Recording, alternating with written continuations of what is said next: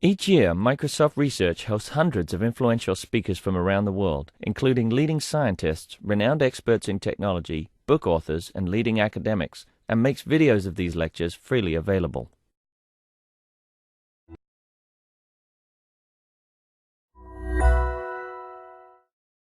All right, so today I'm pleased to welcome some folks from Conservation Northwest. We have Jasmine and Paul with us, and they'll be telling us about some of the work they're doing. Jasmine will be talking about her work with wolves, and then Paul will be telling us about a broader agenda of connecting ecosystems. And so I won't introduce them any further. They're very accomplished, but they'll have to tell you about that themselves. So without further ado, I think we're starting with Jasmine. Paul, excuse me. Paul will go first then. Great. Thanks everybody for coming. I'm Paul Bannock, and I'm Director of Development at Conservation Northwest. I want to start off just by giving you an umbrella about Conservation Northwest before we get into the star attraction, Jasmine Minbashian. Conservation Northwest has worked for 20 years to connect the wild areas in Washington State. Any animal habitat that's isolated and not connected to a bigger whole will not survive. And what Conservation Northwest has been trying to do is identify the most important habitats and the most important linkages between those habitats used by the animals, and then protecting those core areas and those links so that wildlife can migrate, can breed with unrelated individuals, and can spread their ranges. And the 20 years we've been working have helped preserve some of the best places in the Northwest, but there's still some left to protect, and we'll talk about that. But one of the heartening things that's happened in these last 5 years, particularly for those of us who have lived in the Northwest for a long time, is we've seen greater numbers of wolverine. We've seen lynx populations surviving. We've seen the return of grizzly bears, and perhaps most exciting of all, we've seen the return of the wolves to Washington State. And I'm happy to have Jasmine Minbashian, our wolf program director, here today, and she's going to talk a little bit about wolves returning to Washington, some of the challenges, sharing a little bit of the BBC film with you, and then asking any questions you might have about wolves. So without further ado, Jasmine. Thanks, Paul. And it's great to be here on the Microsoft campus. It's my second time. It's always really impressive and inspiring to be here. As Paul was saying, there's a wildlife renaissance going on in our mountains. Just over there. Which way are they? That way, in the Cascades. And it's really incredible to witness, to see this all happening in my short lifetime, on the length of time I've been working on these issues. It's nothing short of remarkable. And the wolf in particular is, I think, one of the greatest conservation success stories of our time. And we're here to witness it. It's really exciting. And it's a very dramatic story. If you've been following wolf recovery in the West, you know that it can be quite heated and controversial and not an easy thing. There's a lot of ups and downs. And I always thought that, well, wolf recovery in Washington will be different. But what we've seen so far is we're being faced with some of the same challenges we're seeing in other parts of the West. We were so excited and thrilled in 2008 when our remote camera program got the first picture of pups, wolf pups, on its camera. And there were 6 incredible little pups on this photo, and we couldn't believe it.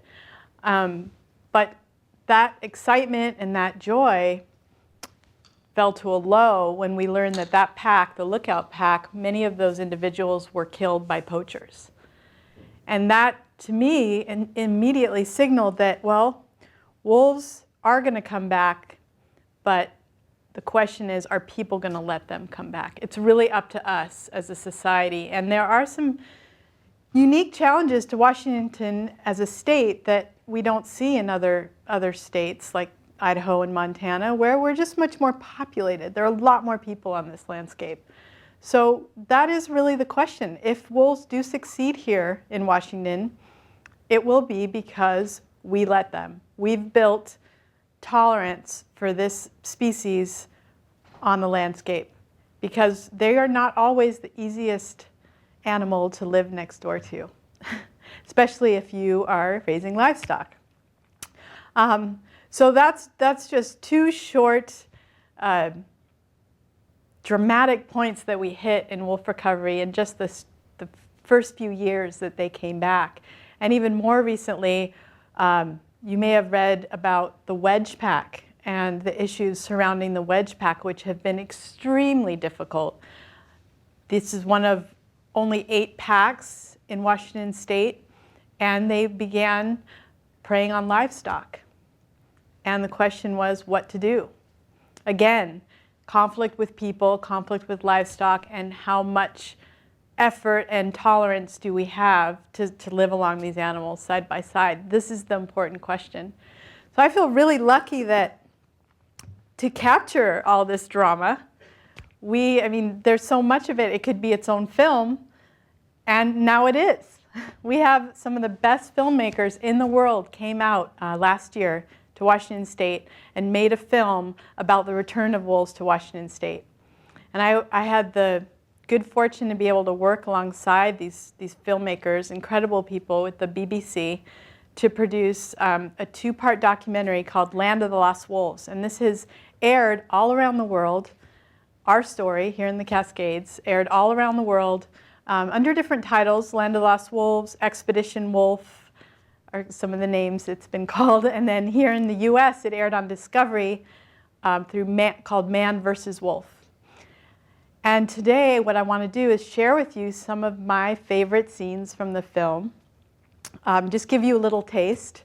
And if you'd like to see the whole thing, it's available on YouTube, or we're doing a big showing on November 1st at Kane Hall with a panel discussion afterwards with Chris Morgan, who's a grizzly bear biologist who's in the film as well, and some folks from the Washington Department of Fish and Wildlife. So I think I'll just go right into the film, and I can, after I show you, it's about a 6-minute clip, and I can get the lights, Paul, there's a little thing there. I just wanted to just quickly tell you why I want to show you these clips in particular. First is the intro. It really sets the stage for why wolves coming back to Washington matters, not just to us here living in the state, but to the rest of the West, to the rest of the country. What's the context? The second thing I want to share with you is really a personal, really important to me personally experience. It was the first time I saw wolves in the wild in the Cascades. I've been working now for 15 years, wanting to see wolves come back. And to be standing and actually witnessing them with my own eyes in the Cascade Mountains was one of the most memorable and unforgettable experiences of my life. And it's on film. I still can't comprehend that, but so I wanted to share that with you. And then a friend of mine and also a fellow who's in the film, Isaac Babcock, he's a great wolf biologist. He helped us document the Teanaway Pack, which is literally an hour and 15 minutes east of here. He was able to get them on film and record their howls. And there's a segment on the film that's brilliant. I wanted to share that with you. And if we have time, also show you some video footage of the Teanaway Pack. And then I can answer some questions about the film and making the film, and then let you know about what our wolf program entails.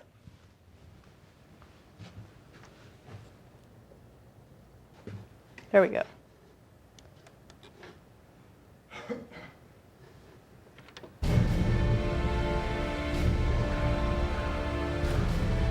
Across the planet, most wildlife is under threat.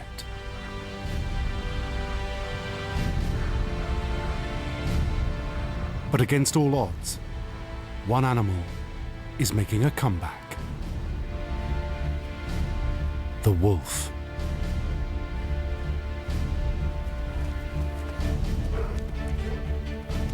Nowhere is their return more controversial than North America. They are vicious. If the devil had an animal, it's the Canadian wolf.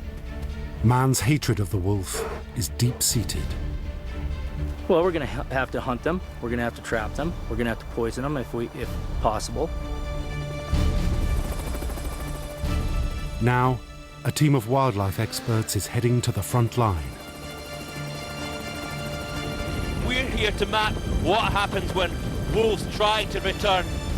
Is that ancient battle between man and wolf going to be reignited? What's happened lately has revised some of our thinking about what wolves are capable of doing. 200 years from now, I would like to see this wolf population expanded, and we would have one vast connection of wolves where they used to be in Canada, all the way through these western states and back into Mexico. So a lot rides on the shoulders of those Washington wolves. Can they pull this off? How smart are they?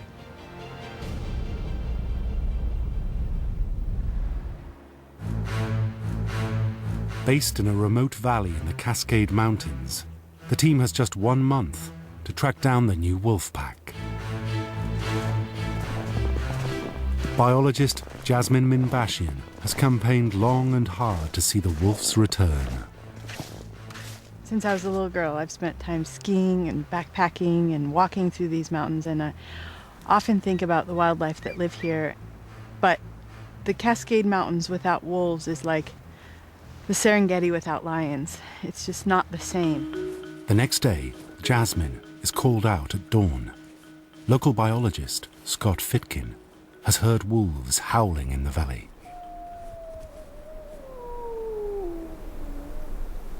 Oh, I think I hear them.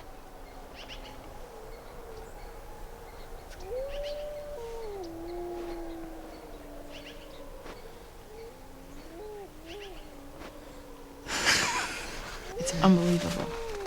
I've got hair on the back of my neck is standing up. I don't think I've ever been this close to wolves. So what's that on the ridge again?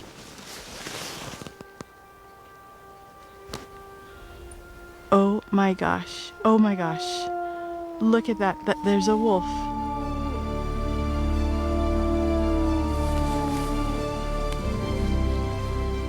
Two wolves.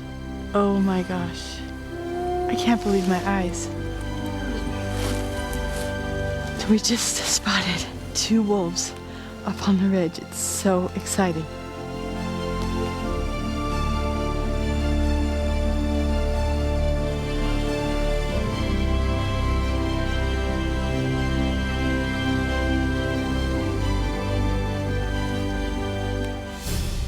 That is amazing. Oh my God. But of the original 10, only 2 remained. We have a lab report, and we believe that animal was shot. The pack had been illegally killed. Isaac and Jasmine headed south, following up fresh wolf sightings. If we can document a second pack this far south, we're building up a much bigger picture of a major comeback for wolves in this region. Back in Washington, Isaac still has his sights trained on what he thinks is the wolf pack's rendezvous site. But he's seen nothing all day. Time to try something new.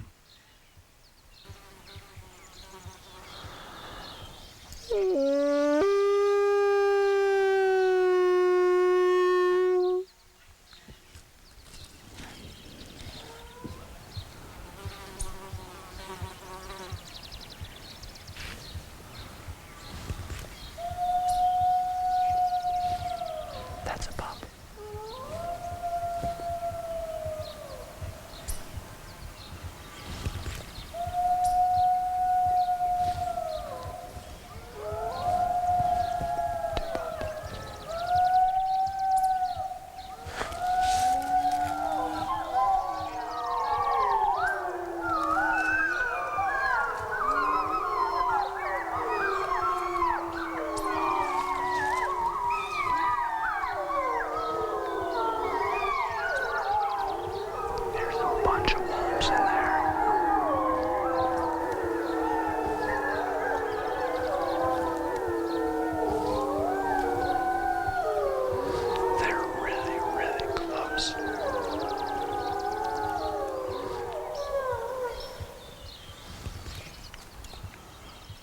It is indeed a new pack.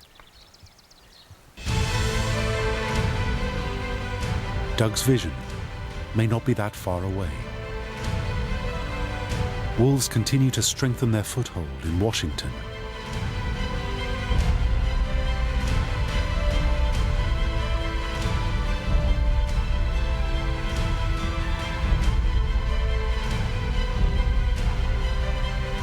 Five packs are now confirmed living in the state.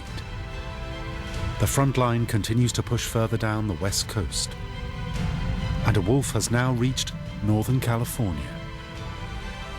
The return of the wolf continues.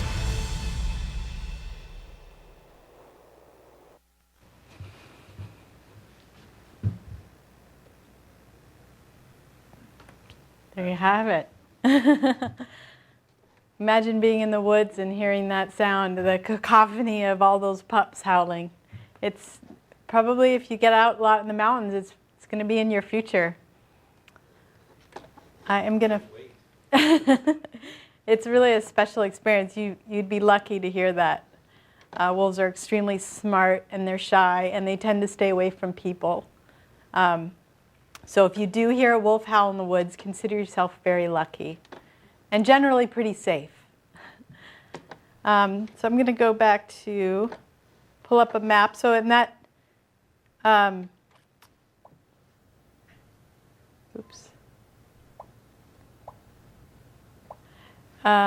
that last part of the video, you saw a map that showed 5 packs.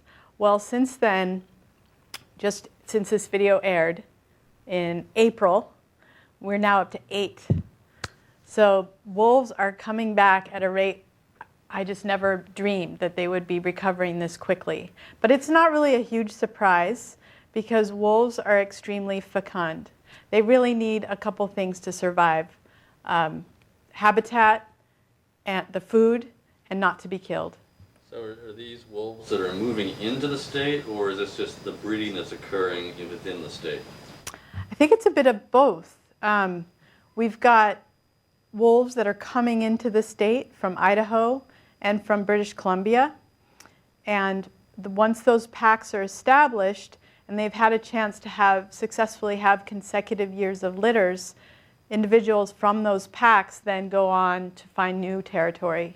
For example, we know that one of the members of the Teanaway pack took an incredible journey, 500 miles north, actually went back up into Canada, into Banff, but unfortunately was killed when she got caught on a ranch trying to attack some pigs, I guess.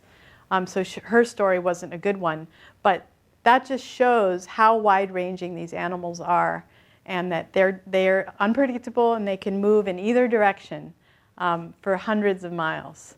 So it's very likely that wolves here in the Cascades could be moving down into the Oregon Cascades over the next 5 to 10 years, or even further south into California.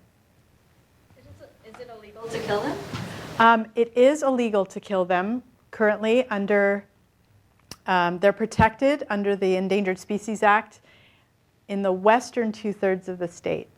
It's a little complicated because the eastern 2/3 of our state is considered part of the Rockies population, which, as you may know, has no longer protected by the Endangered Species Act. But they are still protected by the states. They're considered endangered, though the state can also remove problem wolves, as we recently saw with the wedge pack.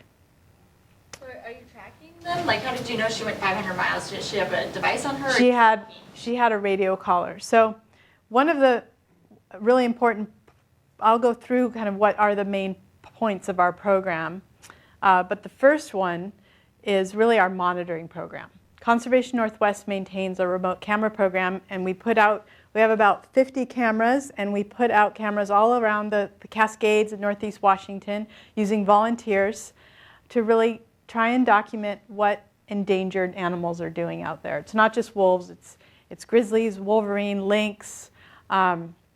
We also use them in some of our connectivity areas to really understand how animals move across the landscape. But it was through that program that we actually discovered that we had a wolf pack, the first known to breed here in the state in 70 years. And then we work very cooperatively with the Washington Department of Fish and Wildlife. We share our results. They give us input on where to put cameras, and they go out and collar wolves. They try and collar at least a couple individuals from each pack. So then they get a better sense of how those animals are using the landscape. I'm going to try and pull up that map, because that'll help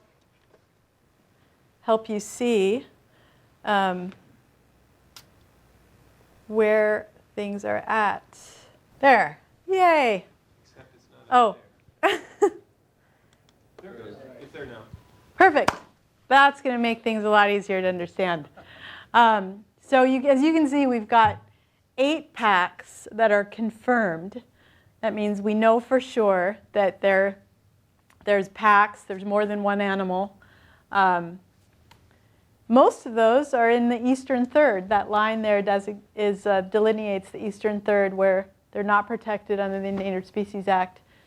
The rest, there's only 2 confirmed packs in the Cascades, those 2 that were mentioned in the BBC film. And to this day, that's all we know exist. There might be another pack called the Hosamine pack up in kind of the upper Ross Lake area, but we think that pack spends most of its time and probably breeds in BC.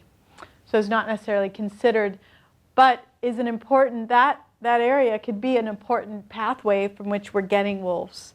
And one thing that's really interesting about these 2 packs, the Lookout pack and the Teanaway pack, is that from the DNA analysis, we've learned that their lineage, they are related to BC coastal wolves, which makes them a little bit different than wolves in the eastern part of the state and from Idaho, who are more Rockies based. And this is significant because the coastal wolves, they look a little different. They're a little smaller. They're more brownish in color.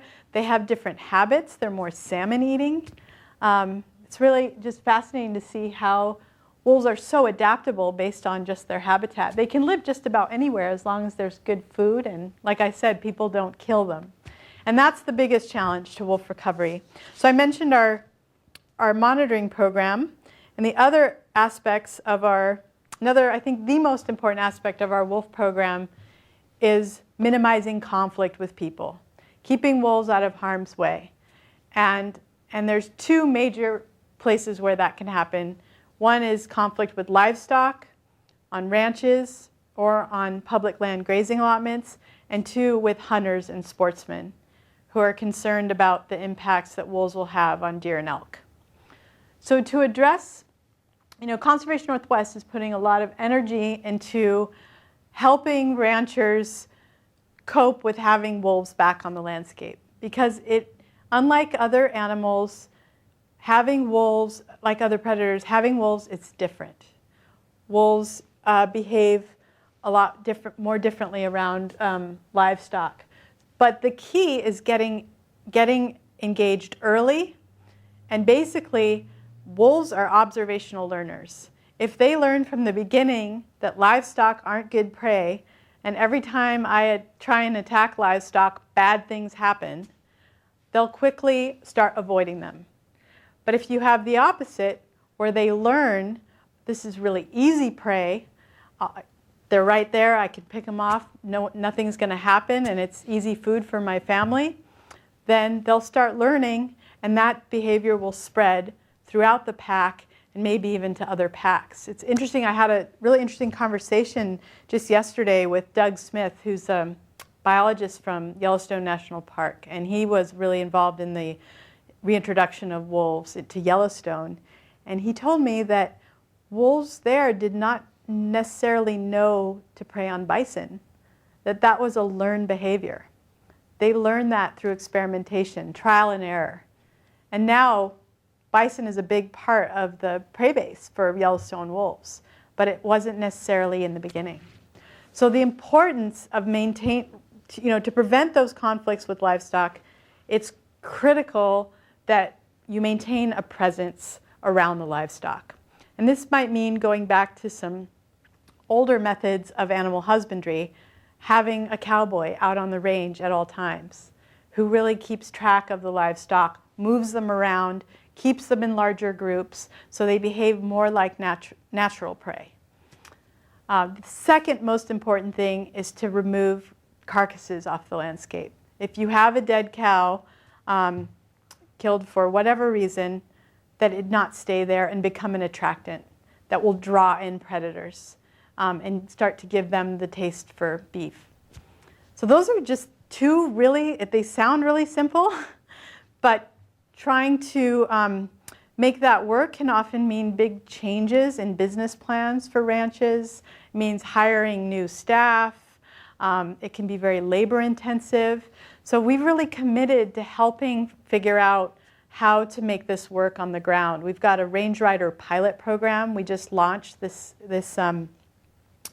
summer with a rancher that we've partnered with on some other conservation projects that Paul will tell you about. And so far it looks like it's paid off. Our investment has paid off. The rancher's seen some improvement in his herd this summer. He's got a herd that grazes in the same area as that smackout pack you see up in the map. And we're still waiting for the final results because he just got his cows off the mountain. But so far it's looking like it was an investment worth making. And what we'd like to do is to spread that program, take it from being a pilot and engage more ranchers in that area, so we start to have a network of like almost a cooperative of ranchers, maybe using a few range riders together to patrol those areas.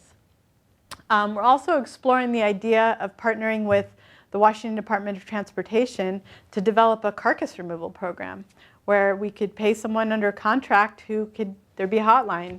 You've got a dead cow, it needs to get picked up. You call, someone will come by and pick it up and take it to a processing area.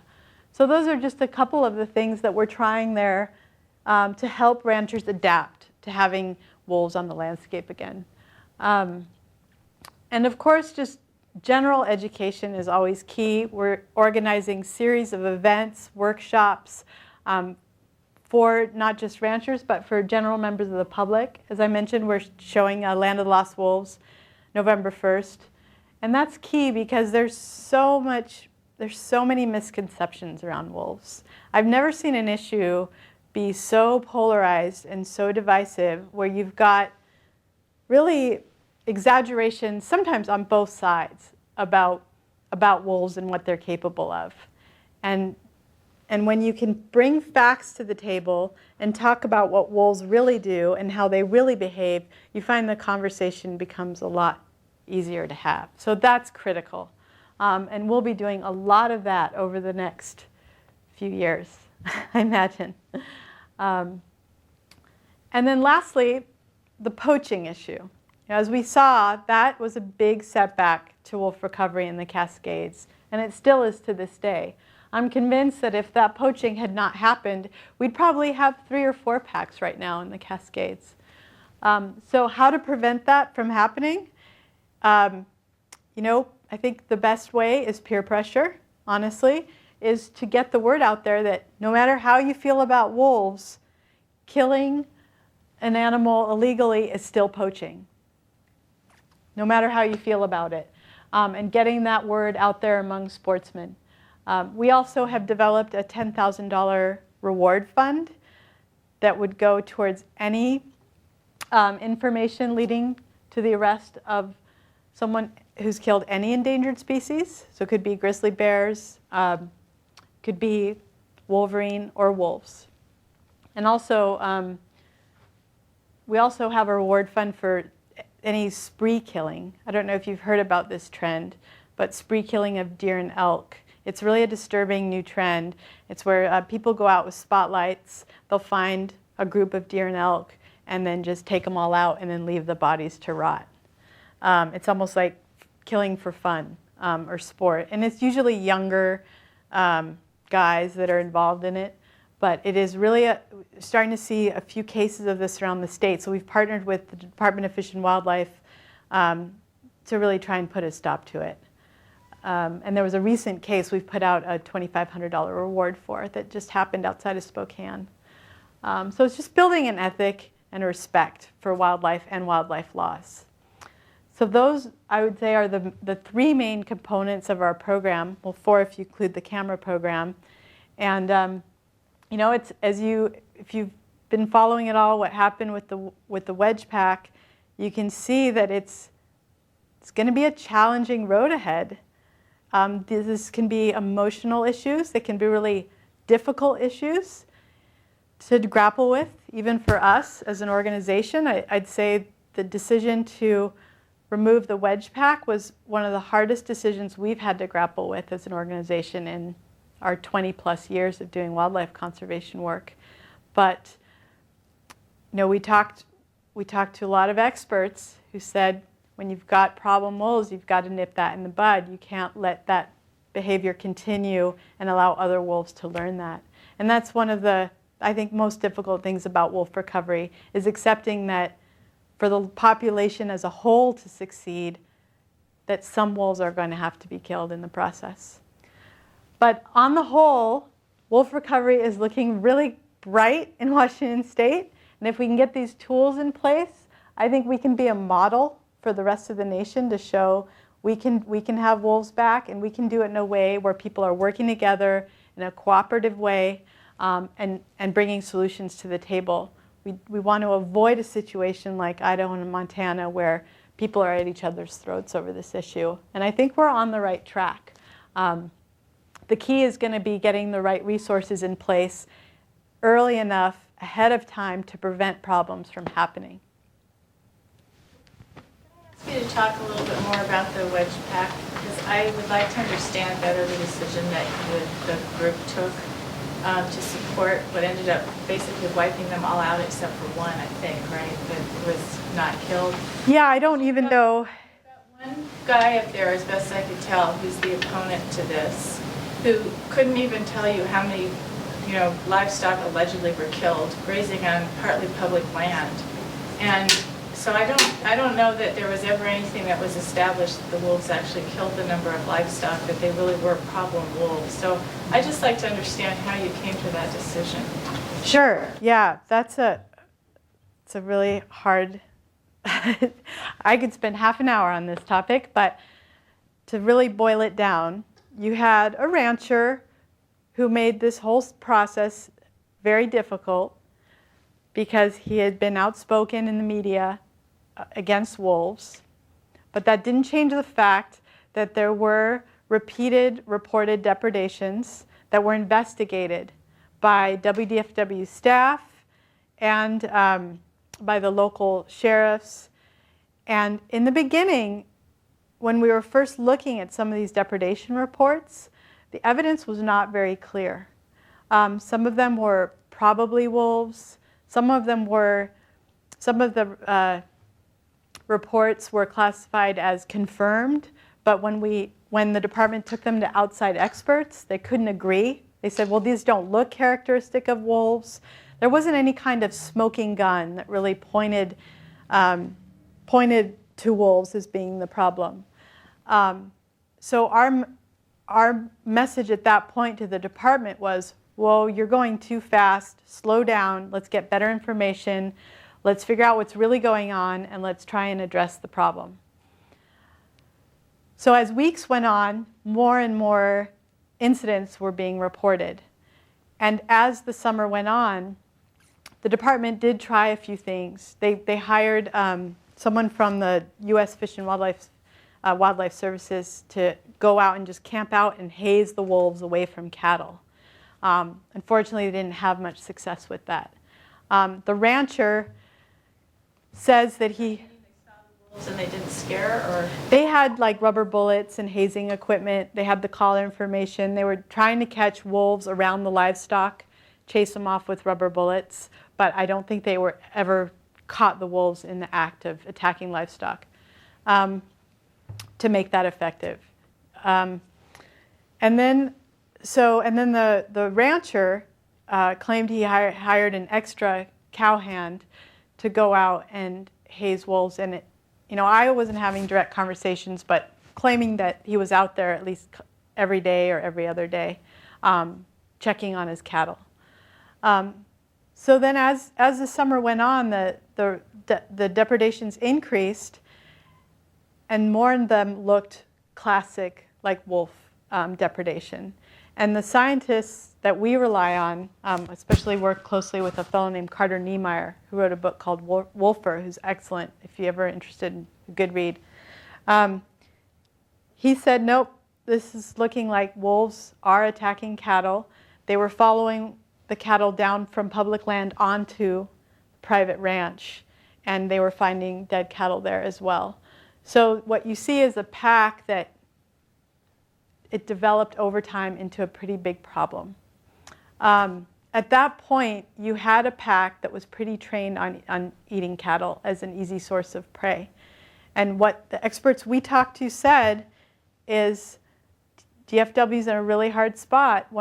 The only real option they have at this point is to remove the pack, because retraining them is really not a viable option at this point. Trying to move them off of the cattle. Come spring, you're going to have the same problems again. So this had a potential to become even worse of an issue that had grown into be. But our big concern throughout it was those lethal, non-lethal methods. And we gave the department and the rancher a little more, I guess, the benefit of the doubt in this situation, since we're all kind of new at this in terms of dealing with wolves on the landscape, in terms of what had been tried and had non-lethal methods been exhausted.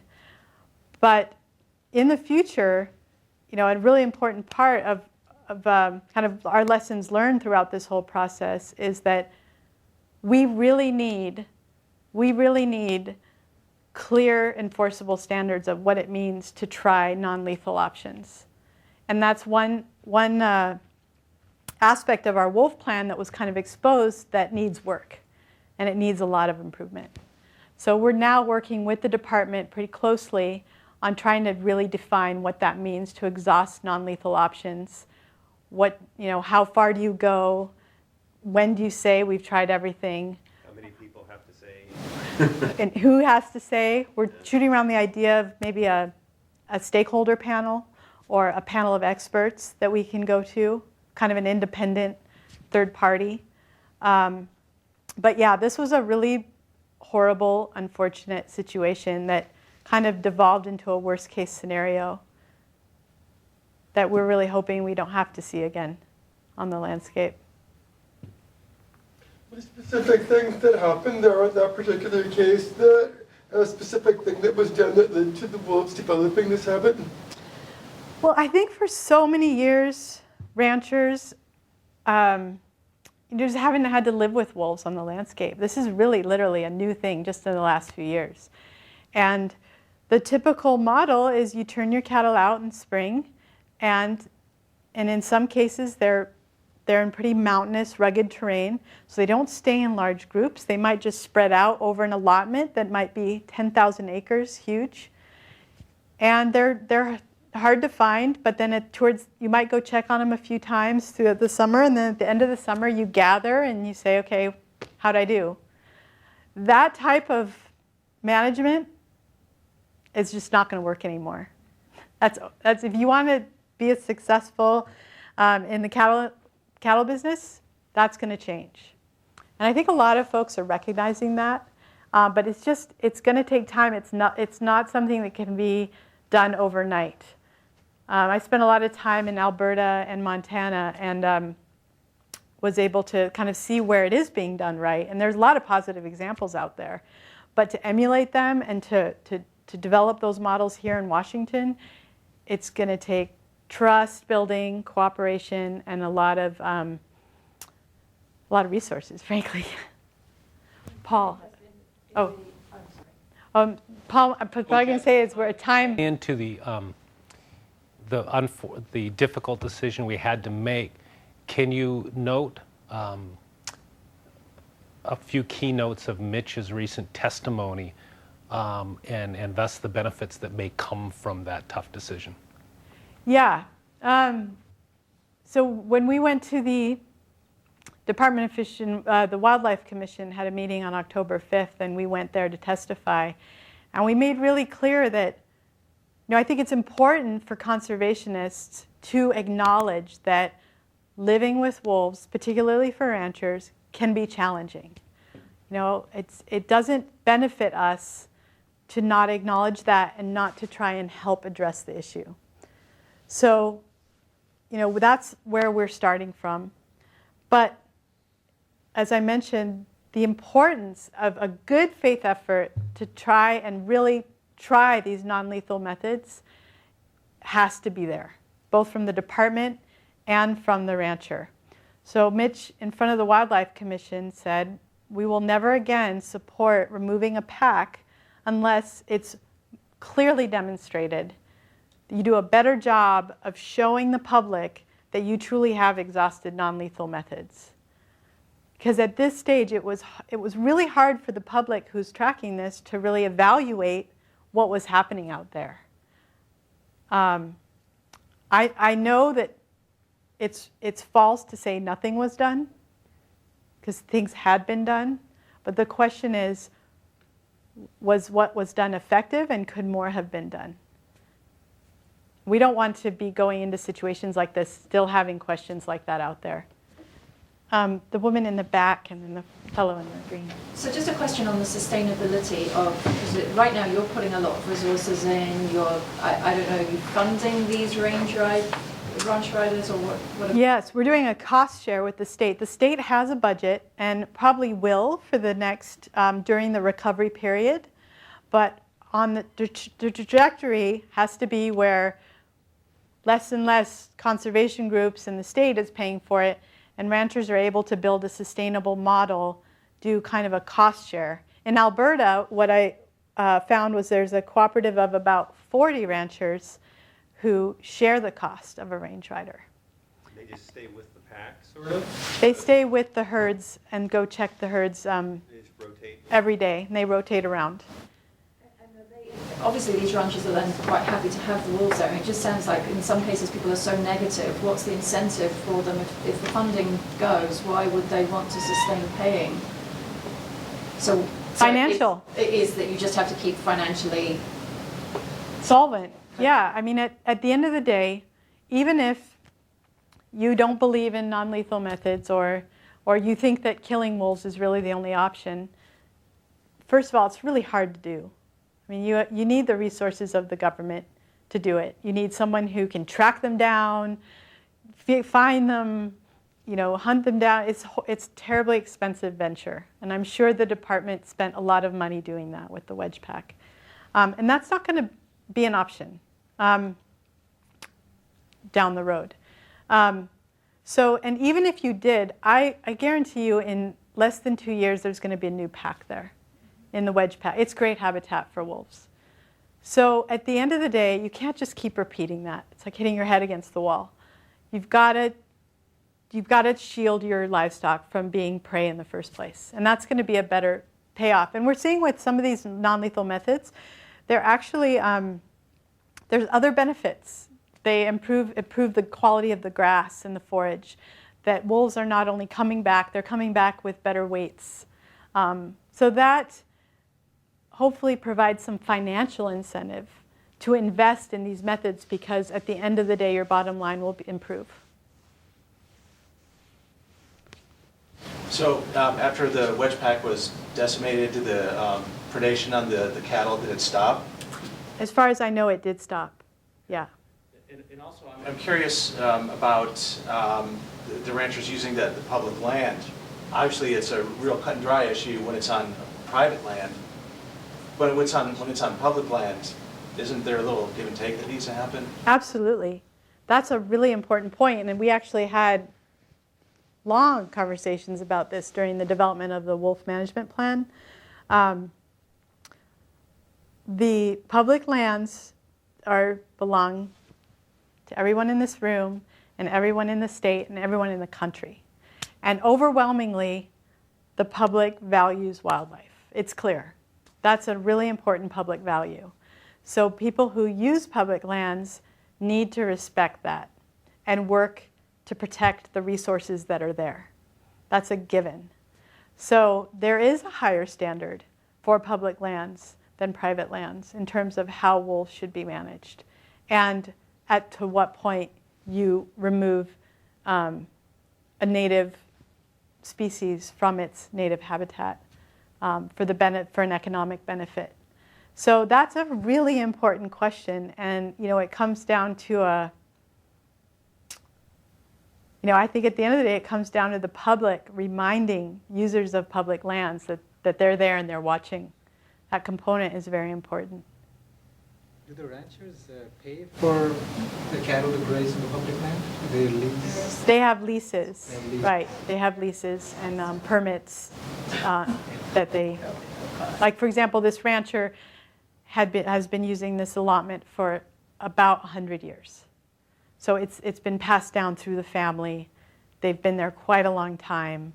It's a tradition. It's valued by the community.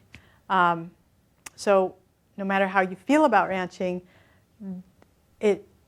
there is a perspective out there that it's an important part of the community's heritage and history. Just to follow up, I mean, I know you said it was expensive, and I'm sure that it was, and I don't know if you considered actually doing some sort of FOIA request to find out what the cost was to track down these wolves and kill them. But it just struck me that most people who run small businesses don't get to call up the government and say, please come pay for this for me. And like you said, there's going to be a wolf pack back there. This guy's going to be a problem again, most likely, based on what I've read. Why doesn't he have to buy some sort of insurance or something, the rest of the world? It's a great question. It's a great question. I've actually been looking into the insurance issue and seeing if there's something like that. I mean, what I can imagine if the rancher was here, what he would say is, my losses are so great that wouldn't cover it. It's like 50. Wolves, and so that's just sort of an intractable position that you're going to be arguing against. Yeah, well, there's also public media statements, and then there's reality on the ground when you actually are able to sit down and talk to someone and work with them. So I wouldn't necessarily take that as a formal position. Are we running out of time? Well, we are, but how many people have to leave immediately after this program? Okay, a couple people. Then what we'll do is, one thing, Jasmine, correct me if I'm wrong, but doesn't this put a lot of pressure on the rancher because of the pressure that'll come from the Cattlemen's Association as a result of us having, in one valid case, taken care of it, but we've made a statement we'll never do it again. Is that rancher feeling that sort of peer pressure? I'm sure. I think that's the strategy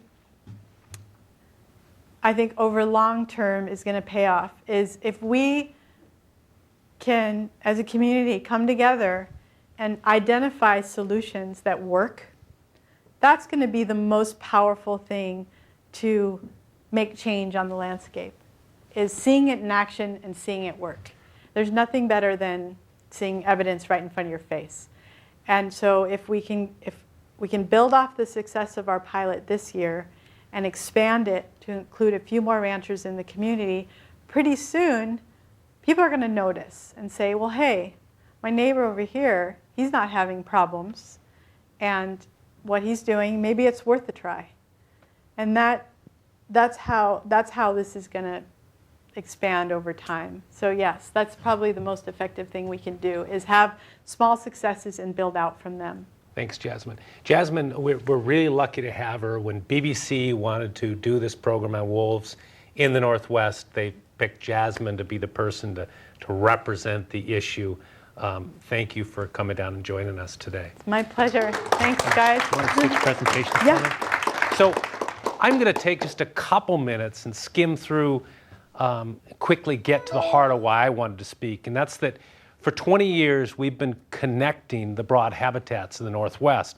All of this work is based on the science. We study what core habitats each of 18 critical species, indicator species, use, and then what areas they use to migrate, to the young to disperse, for the individual animals to find mates.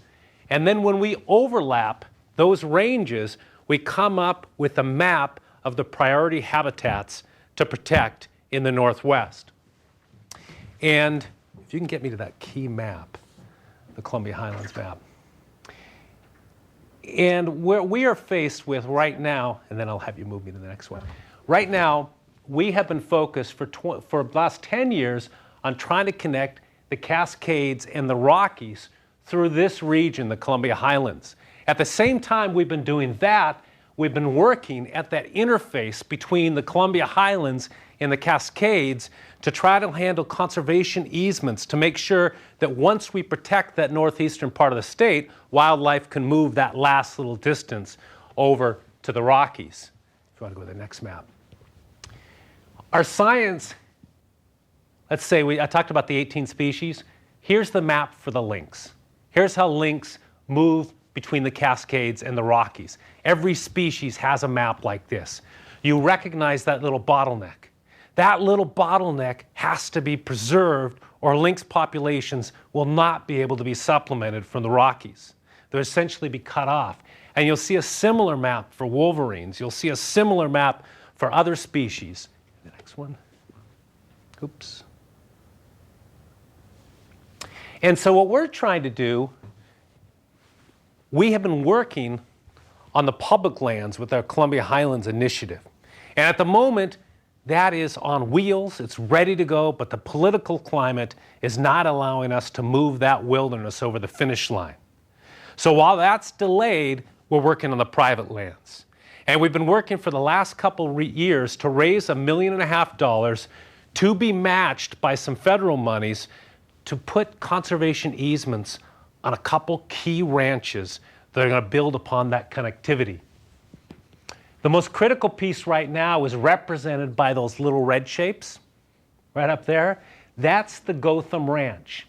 And if you look over here in the dark green area and you need to get over this light green area, the most direct way is to move across that little red area. That red area is about 4 square miles of the Gotham Ranch. The Gothams came to us and told us that if they weren't able to raise money, they were going to have to either subdivide or take advantage of deep mineral rights on their property. This is the critical land that connects the Kettle Range to the most important funnel, landscape funnel for wildlife, bringing them into the Cascades. So we went to work and we've been raising money on that. We've raised, as of today, we have commitments that'll take us to about $1 million of that $1.4 million goal. I'm here today asking those of you who support the organization to consider giving a little more this year to help us meet that goal. Today, I learned about a $75K match that's in place from a generous donor, where the next $75K that we raise from our supporters towards this campaign will be matched. You've also got the federal funds matching to help us make this go for more. So your money, $1,000, is going to basically buy about an acre, a little more than an acre, of prime connectivity land. It's a critical piece, and the opportunity is today, because this land just north of the border in Canada, that's the Riviera for Canada. That's the sunniest part of Canada. Land prices are a little cheaper on the US side. That land has some demand. If we don't preserve that chunk, there's a risk of it being subdivided.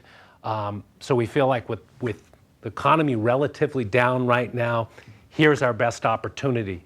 And our option on creating that lease runs out in the next month or two.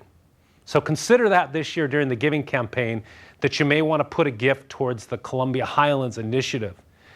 The wolves have been really exciting, but what the wolves have also verified is the importance of this part of the state.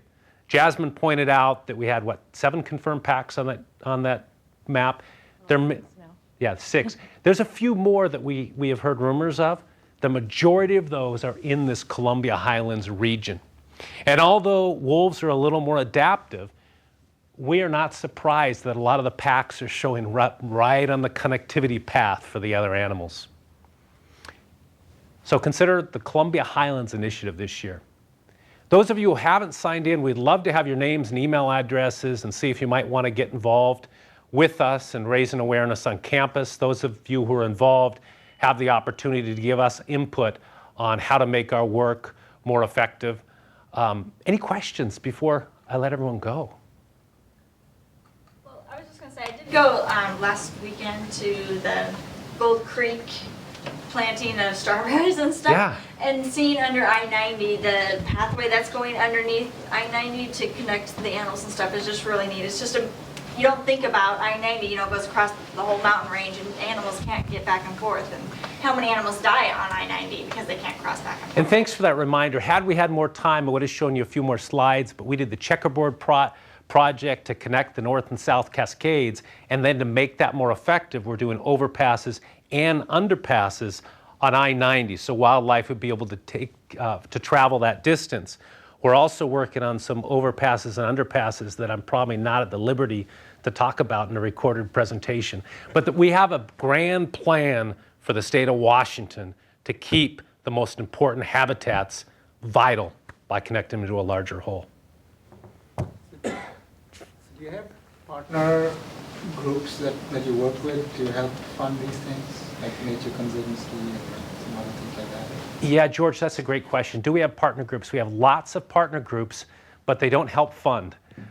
They do help we are very flexible in working with different partners in different efforts. Jasmine has certain partners with the wolves issue. We have certain partners with easements. We work with land trusts who will end up holding those leases, but we will help raise the money and then hand the lease over to them. But raising the money for that is up to us. Are there partners in British Columbia? We are working with particularly First Nations in British Columbia for some of the coast range to Cascades connectivity. That's a very important partner. And there's other groups. There was a number of groups that came together to protect how many million acres a couple years ago in the inland temperate rainforest? 2, 4. A few million acres of land were protected because of the effort of I think 6 or 7 groups coming together. We very much want to work with partners, both traditional and non-traditional partners. Part of our success in the northeastern part of the state rests upon the assumption that we can partner with timber, and we can partner with recreation, and we can partner with some of the ranchers to come up with solutions that will help people keep the rural lifestyle, stay on the land, but also protect the habitat for wildlife.